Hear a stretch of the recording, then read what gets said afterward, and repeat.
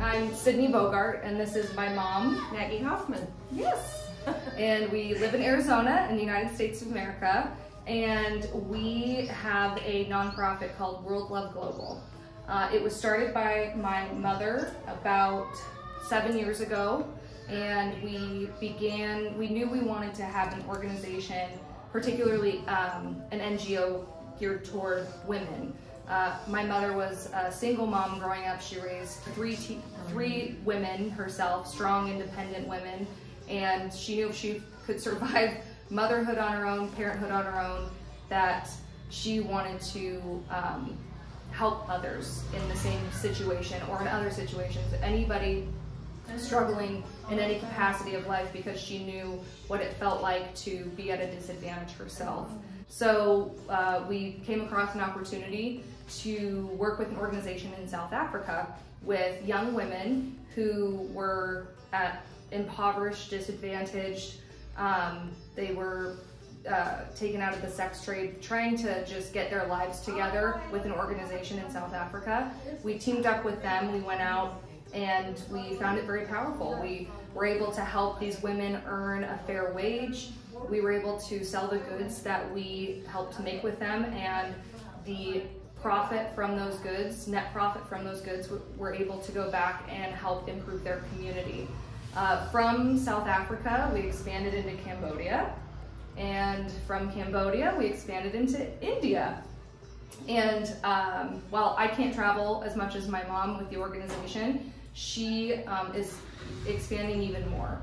So the primary goal of our organization is to help empower and motivate and teach women in disadvantaged communities with, that are facing trauma and disempowerment and financial need and emotional needs.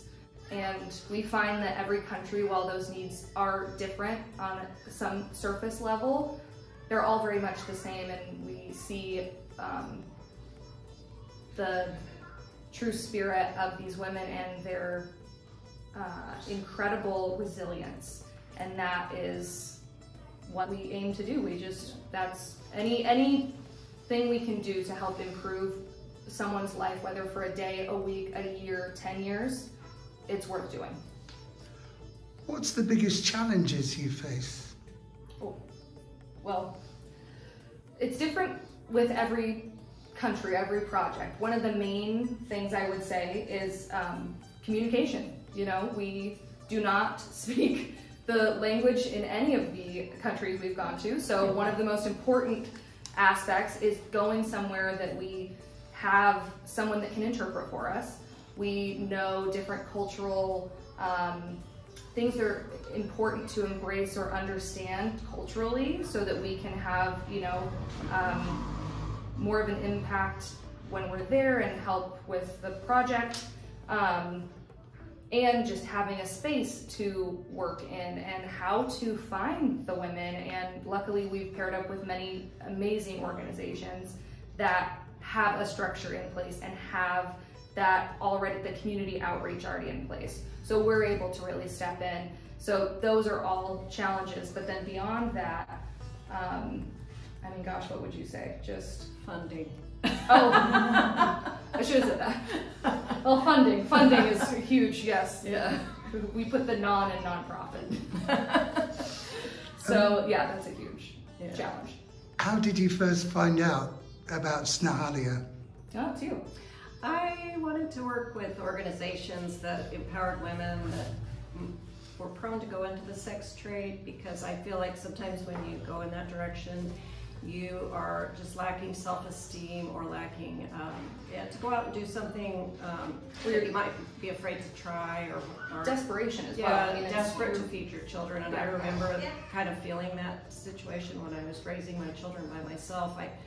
I remember that trouble of being worried about my children and how to feed them, and you do think of doing whatever you can to make money. And That was really important. So I actually Googled it. And I read through a lot, there's a lot of organizations. So I read through a lot of the organizations. I really liked what Snehalaya stands for. And so I contacted Joyce, and she was very quick to contact me back. And yeah, it's very in sync, the values and what our organization thrives to do and what Snehalaya does is just very simpatico. Yeah. Where do you see yourselves going in the future? What's your dream for your future with the NGO? Creating self-sustaining projects so that when we cannot be in these different countries, we can't be in all these countries at once, and we can't be in all of these countries all the time. All the time. Yeah. So we want to create some projects that are self-sustaining for the women, that create consistent income, that create additional skills. They can learn additional skills and have, better self-worth and all of those things. So that's a really big goal, is self-sustaining projects going forward. And I'm sure, honestly, expanding into more countries, but also really trying to refine the model in the countries we're currently in. And I feel like there's still a lot of work to do in India. I feel like it's we'll be a back country. a lot. Yeah, there's What keeps you motivated? I think The women. Yeah, the women do. Sometimes you get immediate feedback from women. Sometimes you don't. Sometimes you can't tell whether they're enjoying themselves or not, but often they do. And I don't know, just that I love knowing that I helped and made a difference in someone's life, and that motivates me. And actually, there's a lot of people that we know or that buy things from our website or whatever, and they really, really love what we're doing, and it kind of is a reminder to me to keep my vision.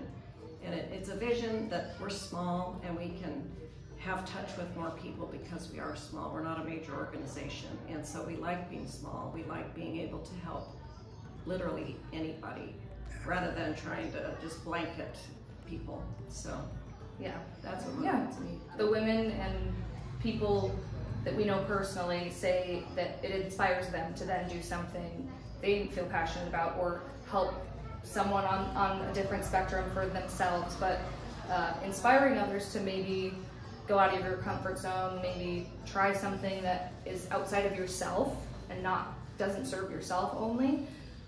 Those are two really positive aspects that make it really all worth it. I feel like the whole culture of young people is they're focusing on themselves so much, and so I hope that we're an example to stop thinking about yourself all the time and go out there, and it makes you feel way better helping others than just constantly feeding yourself.